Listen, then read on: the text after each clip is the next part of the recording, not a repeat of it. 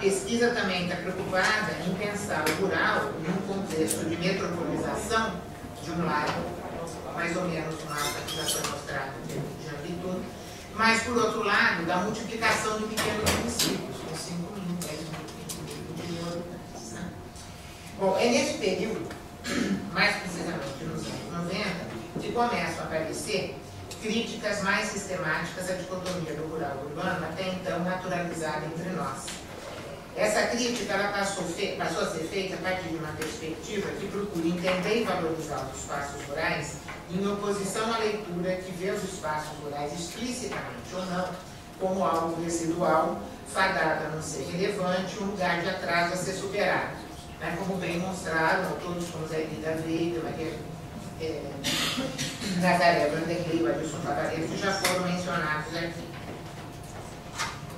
As questões centrais que dirigiram a pesquisa foi a discussão da definição da propriedade, as formas de uso e destinação, o município e seus poderes, as formas como vão sendo definidas as atividades econômicas e como elas aparecem na Constituição, e questões relacionadas ao poder de tributação. Evidentemente, à medida que a pesquisa andou, outras questões entraram, algumas que nos pareciam relevantes no início foram menos importantes do que imaginávamos.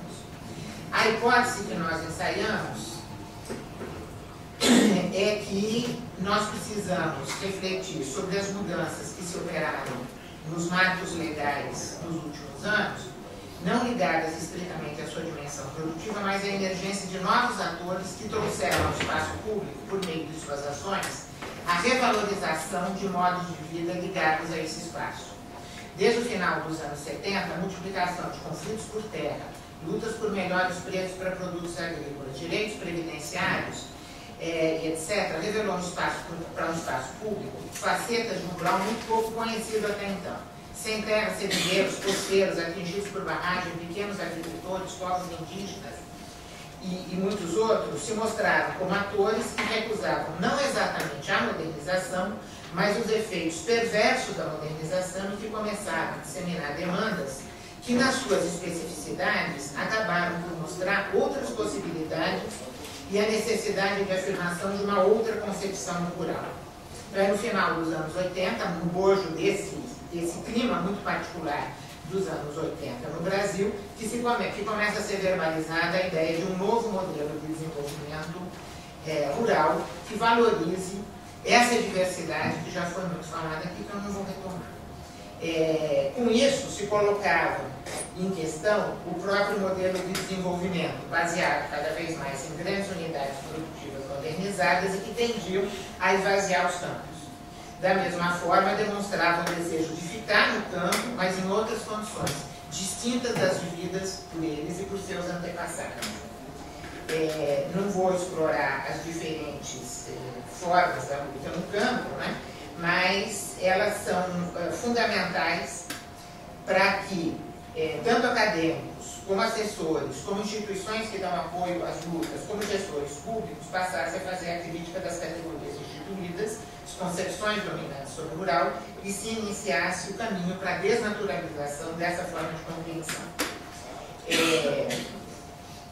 O tema permaneceu em debate, se desdobrou no interior do próprio governo, com a criação do Conselho Nacional de Desenvolvimento Sustentável, o CONDRAF, né?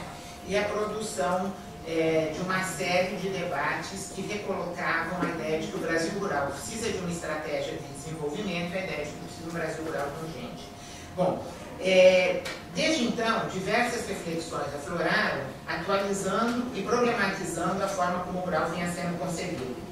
Esses debates cruzam a questão agrícola com a ambiental, põem em questão o que é ser moderno, trazem reflexões sobre a produção de alimentos mais saudáveis e não simplesmente produção de mais alimentos, debates sobre preservação ambiental e colocam na ordem do dia a discussão sobre soberania alimentar, sobre qualidade da educação no campo, sobre habitação, sobre infraestrutura. Aos poucos, amadureceu a necessidade de se repensar enquanto sentido do rural. Nós, com esse pano de fundo, nós fizemos uma análise dos marcos jurídicos da ruralidade. E aí é importante fazer um parênteses, né? A equipe que estuda os marcos jurídicos é composta por mim, que sou das ciências sociais, por uma pessoa que é professora de Direito na UFRJ. Nós duas começamos o trabalho e ele foi aumentada com a presença da Silvia Zimmermann, que está aí, que também é das Ciências Sociais. Ou seja, é um olhar das Ciências Sociais sobre o direito, mas com uma base jurídica. Isso acho que é importante, porque isso influi a nossa leitura sobre o direito, a maneira como a gente está pensando os marcos jurídicos, né? A análise que nós fizemos dos marcos jurídicos na ruralidade funda-se numa percepção e numa metodologia que demanda que a gente tome como partido a historicidade das regulamentações vigentes, de forma a permitir um conhecimento mais preciso da cultura institucional, jurídica e política, na qual se criam e se fundamentam as determinações legais. Não se trata, pois, de analisar a lei por ela mesma dentro do sistema jurídico, mas de tentar dar um passo no sentido de olhar de uma perspectiva sociológica e histórica como surgem esses marcos legais. Na nossa perspectiva, as leis têm um papel importante na consolidação, afirmação e até mesmo na criação de determinadas relações, na medida em que definem critérios e regras de inclusão e de exclusão, bem como marcos por meio dos quais as relações sociais podem operar. Por outro lado, um outro pressuposto nosso é que políticas públicas, marcos legais, partem de definições e delimitações de grupos sociais e categorias que produzem determinadas visões do mundo e ações políticas capazes de gerar o que o sociólogo americano Robert Merton, num trabalho já clássico, chamou de profecia que se autocumpre. Ou seja, se os indivíduos definem situações como reais, elas são reais em suas consequências.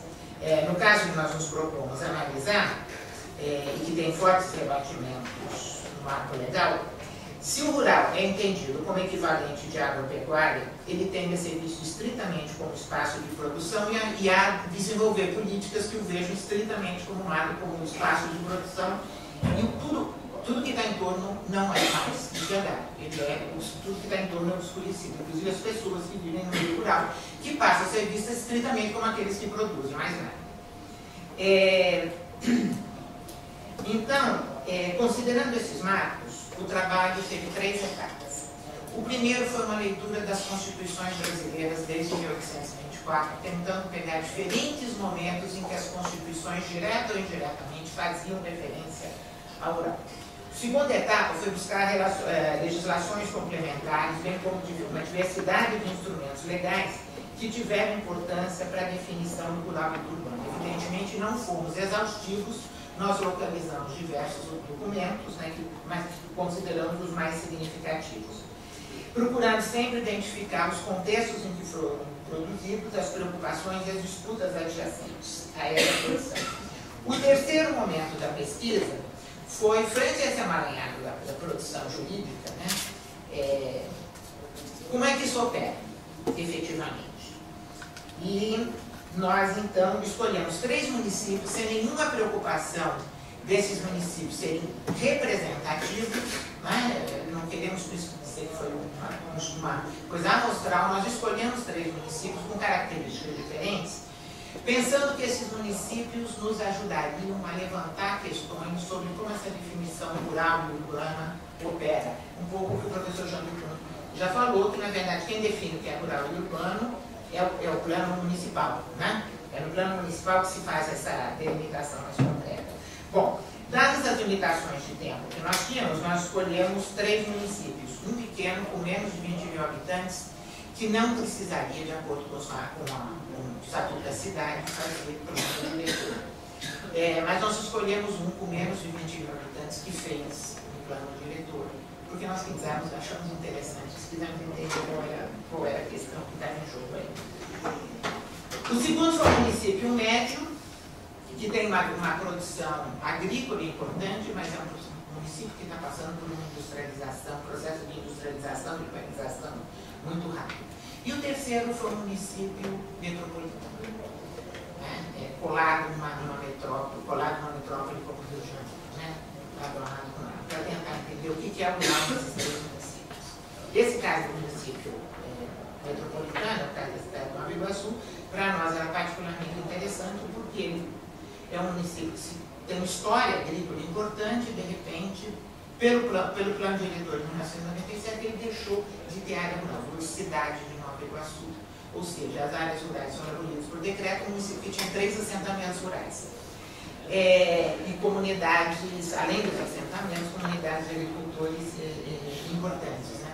E depois, no plano diretor seguinte, ele muda de situação e volta a ser município, volta a ter suas áreas rurais contabilizadas. A gente quis entender um pouco melhor essas 3 situações, né, para ver um pouco o que é que pensa, como é que isso pensa. Bom,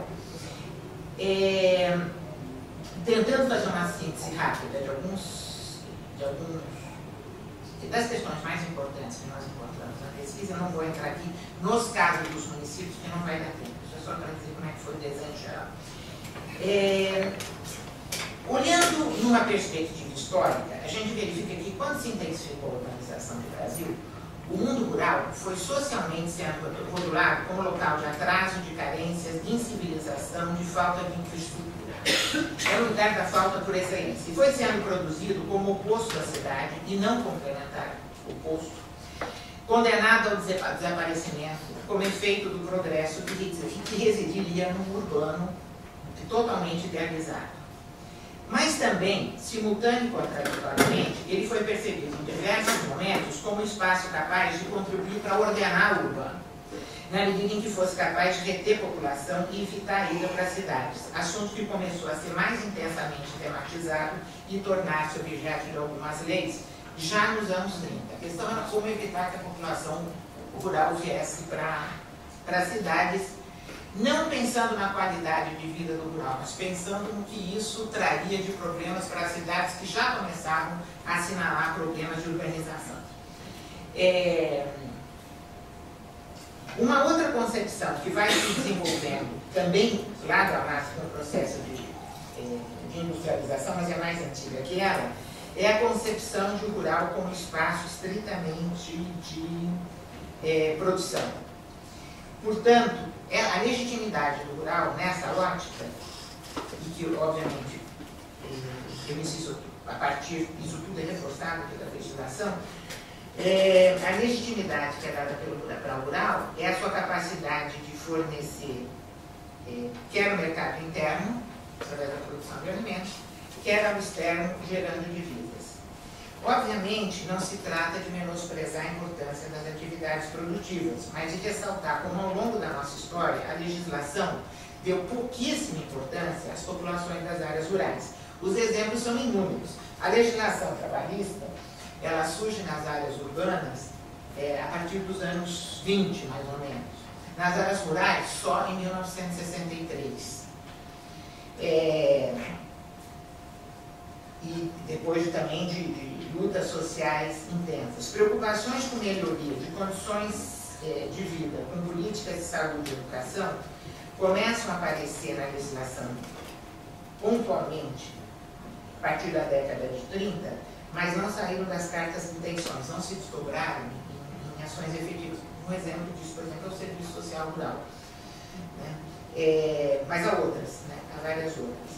Leis reguladoras das formas de uso da propriedade e da concentração fundiária praticamente só foram aparecer depois de todo um conjunto, uma crise enorme que precede o golpe militar, só vai aparecer em 64, e mesmo assim foi pouquíssimo aplicada no que se refere à regulação do uso da terra, né, da propriedade. A massa de agricultores de base familiar só foi reconhecida como categoria específica por legislação recente, já no final do século XX, através do tempo do PRONAF e pela lei da agricultura familiar há muito pouco tempo atrás.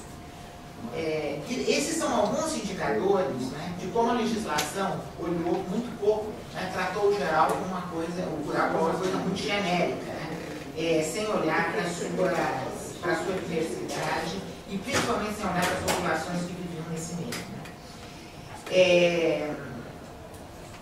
Não se pode esquecer, né, que essas leis e as políticas resultantes dessas concepções desencadearam processos que implicaram uma reconfiguração legal e a emergência de políticas voltadas para atender questões e demandas emergentes. Né? Por exemplo, o crescimento desordenado das cidades fez com que a preocupação com o êxodo rural começasse a se desdobrar em legislações sobre o tema, levando a crescente importância do disciplinamento e planejamento desse crescimento. Mas isso tem a ver com o crescimento das cidades, com o tipo de urbanização nosso, e não com temas que relevassem em conta a qualidade do rural. Da mesma forma, a extensão de direitos trabalhistas ao campo, ou mesmo alguns ensaios em torno de reforma agrária, só foi possível a partir de uma demanda intensa, de uma organização intensa desses trabalhadores do campo, e não de um planejamento prévio. Ou seja, a dinâmica da criação das leis não pode ser separada do mundo social. Esse é um ponto central da nossa reflexão. A possibilidade que se abre hoje de pensar uma nova ruralidade e dar reconhecimento legal não pode ser entendida fora da dinâmica, de uma nova dinâmica que o meio rural vem ganhando, em especial a partir desde os anos 80, projetando novos temas e atores que aos poucos vão constituindo a ideia de um rural como espaço de moradia, de vida econômica, mas também de vida social, política, cultural e não como mero resíduo. Bom, nesse debate, alguns temas são relevantes. Primeiro, a questão do direito de propriedade. A forma como a propriedade vem sendo definida nos marcos legais, ela é chave para pensar a conformação do rural, mas e também do urbano, as relações de poder que aí advêm. Os estudiosos do meio rural marcam a Lei de Terras de 1850 como um marco regulatório básico. No entanto, essa regularização de títulos que a Lei de Terras de 1850 previa, ela caminhou em um ritmo bastante lento, sempre subordinada ao ritmo dos interesses que detinham controle sobre as terras, em especial da especulação imobiliária. E aí eu chamo a atenção que tanto urbana como rural. Como apontado por diferentes autores, ao longo do Império e do início da República, vão se consolidando, tanto nas áreas rurais como nas urbanas, processos complexos em que a propriedade devidamente registrada convive com uma ocupação espontânea, gerando uma faixa de tensão permanente em que a propriedade se sobrepõe à posse, a propriedade, e os efeitos disso sobre os conflitos sociais são bastante conhecidos. Eu queria chamar a atenção que isso ocorre tanto nas áreas rurais quanto nas áreas urbanas, especialmente com a presença de loteamentos clandestinos, de ocupação desordenada, e a forma como a cidade avança sobre o campo, gerando uma faixa de conflitos à sua volta muito intensa. Bom, os resultados desse tipo de expansão são a insegurança em relação à permanência dos trabalhadores na terra, a precariedade de infraestrutura presentes nas áreas rurais, mas também nas periferias urbanas. Não por acaso a questão urbana flora no Brasil como uma questão habitacional, gerando uma legislação de política específica em diversos momentos. E essa situação tem ainda profundos reflexos ambientais que eu não vou explorar aqui por questões de tempo. Ao mesmo tempo, a propriedade foi sofrendo limitações legais, que inclusive contribuíram para a diferenciação do tratamento entre o rural e o urbano. A função social da propriedade urbana foi ligada à moradia e ao bem-estar, e a função da sociedade, o exemplo disso, a função social da propriedade da terra foi ligada fundamentalmente, não exatamente à produção. A Constituição de 88 define função social mais amplamente do que produção, mas a interpretação vigente da legislação é a função social ligada fundamentalmente à produção. Os efeitos disso sobre as condições de vida das populações rurais foi marcante. Só muito recentemente, pela pressão dos movimentos sociais, a partir principalmente dos anos 80, que a legislação começou a contemplar o rural como um espaço de vida, e não simplesmente como um espaço de produção. Apesar das discussões sobre função social da propriedade, o nosso processo de urbanização foi acompanhado de forma muito precária pela produção de leis destinadas a regular os espaços, tanto urbanos como rurais. houve uma série de codificações a partir dos anos 60. Mas é interessante, né, aí pensando, comparando o rural e o urbano, que no caso da cidade, somente na década de 70, quando já estavam formadas grandes metrópoles e havia um certo consenso sobre o crescimento desordenado das cidades, foi produzida a primeira lei federal com a finalidade de disciplinar o uso do solo urbano, que foi a Lei de Parcelamento do Solo Urbano. Né? Nos anos 80, a reforma urbana se torna objeto de uma legislação específica, né? E a Constituição de 88 foi um marco que estabeleceu um capítulo dedicado à reforma urbana e outro dedicado à reforma agrária, e se dedicou também à reforma agrária. As normas da Constituição permitiam um conjunto de normas jurídicas destinadas a regular as cidades, né? Entre elas o Estatuto da Cidade, pautando fortemente a noção de função social. No que se refere ao meio rural, embora o Estatuto da Terra e a emenda constitucional que o acompanhou, o Estatuto da Terra é de 1964, e a emenda constitucional que o acompanhou definisse a função social da propriedade, ela se confronta no campo legal e nos embates sociais e políticos com outra noção que é do direito de propriedade lido como absoluto. Mesmo a incorporação da função social da propriedade na Constituição de 88 não foi capaz de produzir outra leitura do ponto de vista social. A própria Constituição define que terras produtivas não podem ser desapropriadas, criando uma tensão no interior do próprio marco legal a respeito dos limites da propriedade. Né? Isso é bastante conhecido, a tensão entre essa forma como é definida a função social da propriedade e o artigo seguinte que define que terras produtivas não podem ser desapropriadas. Frente a esse quadro, a possibilidade de transformação de estrutura fundiária, que é a condição básica para a melhoria das condições da população rural, permanecem como um campo de tensão, né, e como um horizonte de conflito e de luta no campo. Um outro tema importante para reflexão sobre esse tema é a questão do município. Né? A autonomia dos municípios que teve altos e baixos ao longo da sua trajetória. Né?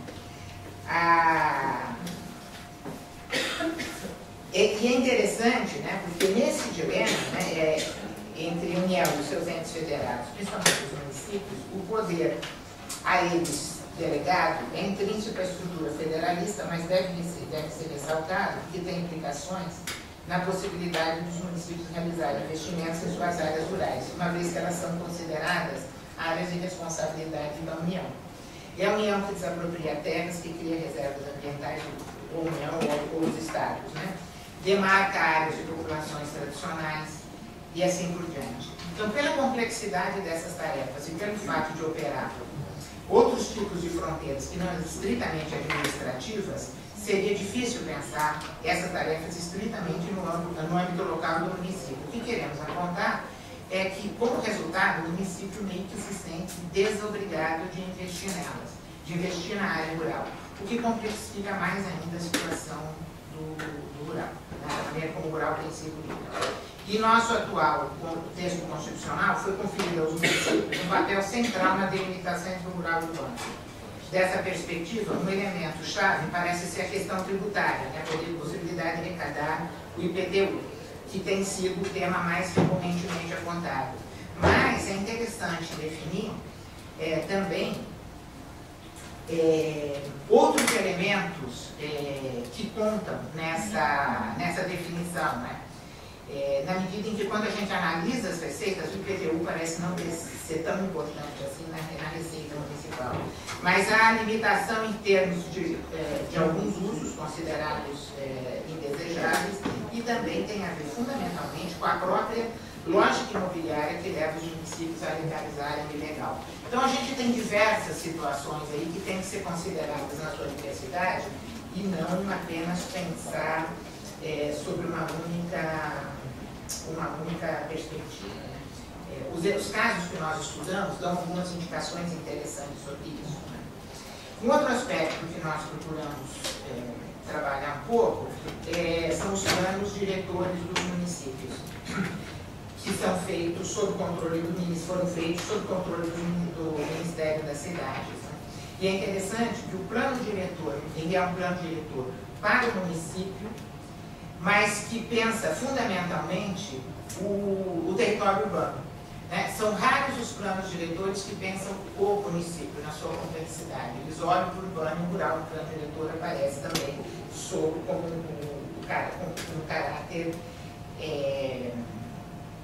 um caráter residual. Né? Nos casos que nós estudamos, somente um dos municípios tem uma leitura, um município pequeno, que foi Belterra, tem uma leitura do conjunto do território do município e não apenas da área urbana do município.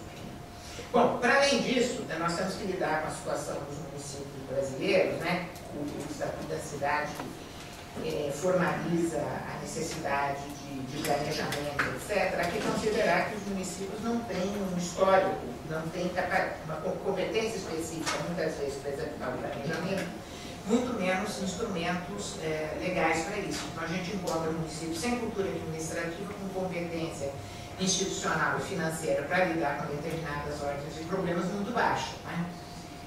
E além disso, há que considerar que os municípios com menos de 20 mil habitantes não são obrigados a fazer planos diretores, ou seja, não são obrigados a se planejar.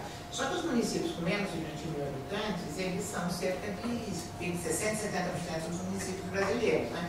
O que não é pouca coisa, e são municípios eminentemente rurais. O segundo fato, o segundo elemento que é importante ressaltar, e é um desafio, né, para a gente pensar essas questões, diz respeito ao entendimento vigente do rural na sociedade, que é o rural entendido com viés, como isso tem história, né? O rural entendido por um viés eminentemente produtivo. Essa leitura, ela mostra-se absolutamente insuficiente para explicar as dinâmicas econômicas sociais do rural contemporâneo. Né? A concepção do rural reclama uma nova leitura que valorize as múltiplas faces do rural, né? E tem a ver a possibilidade de uma nova leitura do rural, eu acho que é isso que aparece muito fortemente nas demandas das lutas sociais que marcaram o campo nos últimos 30 ou 40 anos, a necessidade de ler o rural por uma outra ótica que não seja estritamente a de quanto se produz e como se produz. Né? Bom, o terceiro desafio, né, que se coloca para ler essa discussão é uma coisa que eu já mencionei, que é a lógica que rege os planos diretores de sua chegada aos municípios. Né? Como já foi destacado, os planos diretores eles são pensados fundamentalmente como um instrumento de política urbana, onde o rural é observado em relação subordinada à área urbana dos municípios. Em que pesem essas limitações. No entanto, a determinação de pensar o município como um todo presente no Estatuto da Cidade forçou de alguma maneira um diálogo entre o rural e o urbano nos marcos legais dos municípios e que não pode ser menosprezado, que valeria a pena tentar se debruçar mais para entender. A gente trabalhou com 3 municípios e o exercício de analisar o plano diretor e a forma como esse diálogo foi realizado, né, é muito rica. Quer dizer, há situações em que o rural é efetivamente pensado no plano diretor e muitos planos, em algumas situações, eles, como no caso, nesse caso que eu falei da periferia do Rio de Janeiro, o rural simplesmente desapareceu. Por decreto ele não tem mais, né? Não existe mais área rural. O município foi transformado em cidade por um decreto, né? Um município que tem uma área rural que, se não é uma grande produtora de commodities, é uma área rural que tem uma dinâmica interessante de agricultura e de uma agricultura de alimentos, etc. Um outro elemento interessante para ressaltar é a questão ambiental, né? Na medida em que existe uma estreita relação entre o rural e a questão ambiental, que se reflete fortemente na elaboração dos marcos legais, mas se reflete de uma maneira, uma tensão permanente entre preservação, ampliação de áreas, quer para a agricultura, quer para a expansão urbana, né? Então, a partir daí, a gente verifica constantes demandas pela flexibilização das áreas ambientais, da legislação ambiental e das áreas de preservação, justamente com a ideia de tentar expandir o crescimento das cidades. Um outro aspecto que a pesquisa, a partir da legislação, né, e nós trabalhamos fundamentalmente com o estudo dos marcos legais, né, é a ideia de que os estudos, né, sobre novas ruralidades no Brasil, eles trazem elementos interessantes para a gente pensar essa dinâmica, né, de perceber o rural de uma forma que extrapole a lógica estritamente produtiva. Mas quando a gente olha numa perspectiva mais de longo prazo para a legislação brasileira, a gente verifica que o rural tem sido definido estritamente sobre essa lógica produtiva. O rural é um lugar de produção. Não é um lugar onde vivem pessoas, onde existe uma série de... onde existe uma vida social intensa, né? Isto é alguma coisa que tem sido mudada. Nós temos legislações recentes. No texto, a gente analisa diversas políticas recentes, tanto de saúde, como de educação, como de moradia, etc., em que mostram possibilidades, mostram sinais dessa configuração, de uma nova configuração rural, do reconhecimento do rural como um espaço mais do que simplesmente um espaço produtivo, né? Mas, obviamente, nós estamos ainda, em relação a essa discussão, dando os primeiros passos, né, em termos de um reconhecimento do rural, que é um lugar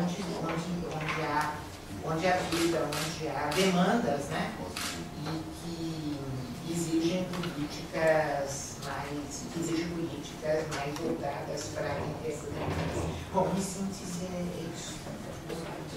Iniciando pela questão demográfica, né, que me parece extremamente importante, porque desde os anos 30, há sinais na legislação, eu vou tentar falar um pouco da ótica do meu trabalho, dos marcos jurídicos, há uma discussão em torno da fixação da população no campo para não vir para a cidade, para não agravar os problemas urbanos. Eu acho que nós tivemos nos anos recentes uma inversão importante, que é a população rural querer condições para ficar no campo, para entender, por começar a se desenvolver, especialmente acho que a partir dos anos 80, para mim é um marco importante, entender o campo como um lugar de vida. Então são elas que brigam para ficar no campo, né? Defendendo seus valores, defendendo sua cultura, tentando... se a gente for olhar, fazer uma leitura ampla das demandas dos movimentos sociais do campo, dos mais diferentes movimentos sociais, a gente vê isso muito fortemente. É uma luta por ficar no campo, mas é dessas populações. E não se trata de evitar os problemas, de manter as populações no campo para evitar os problemas urbanos, mas de um esforço interessante, que eu acho que é a fonte dessas nossas reflexões aqui sobre o Brasil rural, de populações que tentam, de uma luta das populações por revalorizar a sua estadia no rural e aí pensar um conjunto de condições que garantam isso.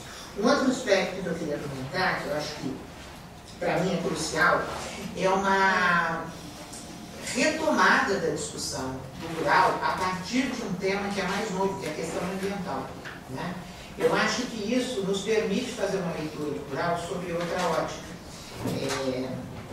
Não só do ponto, o senador chamou a atenção para um aspecto interessante, que é o problema de uma reflorestação, né, que é o termo que o senador usa. Eu chamaria atenção, eu acho isso fundamental, mas eu chamaria também atenção para um outro aspecto que parece ser crucial, uma espécie de encruzilhada mesmo civilizatória, como muitos dizem, né? De um modelo de ocupação do campo com uma grande produção baseada no uso intensivo de insumos químicos, no deflorestamento, né, na derrubada das matas, o uso intensivo de insumos químicos, no desgaste, no desastre ambiental que isso anuncia. em termos de consumo, não só do desgaste do solo, mas também do uso intensivo da água, da ameaça que isso traz a fontes, aquíferos, etc. Então, isso coloca a possibilidade da gente pensar o rural, esse rural congente, do qual a gente fala, um rural onde as diferentes formas de ser agricultor possam ser percebidas, né, possam ter espaço político, né, isso me parece que coloca, a questão ambiental coloca a agricultura familiar no centro do debate, recoloca de uma outra maneira, pela possibilidade que essas diferentes formas do ser, né, dessa diversidade de situações que compõem o Brasil rural, de poder preservar o meio ambiente em contraposição e essa, para mim, uma grande disputa que a gente tem hoje no campo, né, no meio rural, de um modelo de agricultura, de um modelo de desenvolvimento que só pensa o rural como espaço de produção. Quer dizer, nós temos aqui, além do espaço da produção, de espaço de vida, a gente tem que considerar também a dimensão da questão ambiental no Brasil hoje, que é bastante importante no meu modo de ver, né? E desse ponto de vista, essa nova uma possibilidade de pensar um Brasil fundado numa agricultura familiar é extremamente interessante. E não por acaso, quando o Jean Bidon estava fazendo a exposição dele, ele chamou a atenção para a questão, para a falta de dados, por exemplo, que a gente tem sobre propriedade no Brasil, né? Propriedade da terra no Brasil. Os anos passam, os séculos passam, e a questão fundiária, para mim, né? Para mim, acho que para um conjunto de pesquisadores, continua sendo um nó, né? na possibilidade de desenvolvimento desse país. Né? Uma concentração fundiária com raros paralelos no mundo, né? E que transforma os campos, tende a transformar os campos em deserto, né? Esse é um espaço de discussão de população, inclusive hoje, né, de populações, quer dizer, hoje a questão fundiária ela se enfrenta diretamente com a preservação de direitos de população tradicionais que já estão constitucionalizados, inclusive. Né? Não por acaso, uma das grandes questões que a gente tem hoje, por conta dos manchetes de jornais, é a questão da terra indígena, né? Que estão mais do que constitucionalizados, mas estão em disputa de diferentes maneiras. Né? Quer dizer, eu acho que essa é uma questão que a gente, quando pensa num modelo de Brasil rural, uma proposta de Brasil rural, com um novo perfil, a gente tem que estar atento a esse tema, né? O velho tema, mas que se renova cada tempo, da concentração fundiária, e a questão também dos direitos, né? Quer dizer, eu rapidamente passei por isso, mas é uma defasagem enorme em termos de reconhecimento de direitos de populações rurais e daquelas que vivem nas cidades. Longe de achar que as populações que vivem nas cidades têm os seus direitos reconhecidos, né? Não tem, grande parte delas não tem, mas as populações rurais têm uma defasagem temporal que basta a gente pegar as legislações e ver os tempos das leis, né? Os direitos trabalhistas foram mais reconhecidos dos trabalhadores rurais depois, mais de 30 anos depois. No entanto, o Estatuto do Trabalhador Rural é de 63, que é a primeira legislação que reconhece isso. Nós estamos em 2013, né? E a gente ainda vê toda uma discussão em torno da presença de trabalho escravo, que parece não ser uma coisa residual pelo número de denúncias que aparecem sobre isso. Quer dizer, tem uma defasagem de direitos para aqueles que vivem no campo que é brutal. Né? E eu acho que quando a gente pensa num outro desenho de Brasil rural, onde é que está essa defasagem de direitos? Né? Onde é que ela está localizada? Quais são as propriedades que não têm? Tem aqueles que são denunciados pelo trabalho escravo, né? Que são situações extremas de exploração, mas não é dessas que eu estou falando, não é só dessas que eu estou falando. Eu estou falando, por exemplo, das grandes usinas de cana que contratam trabalhadores temporários e que o problema do trabalhador não é deles. Né? Porque é do empreiteiro que está fazendo a contratação. Então tem um déficit de direito nesse mundo rural brasileiro que beira continua sendo dramático, né? E eu acho que isso é uma questão que o projeto de desenvolvimento rural tem que enfrentar, né? E sem dúvida não enfrenta isso sem mexer na questão fundiária.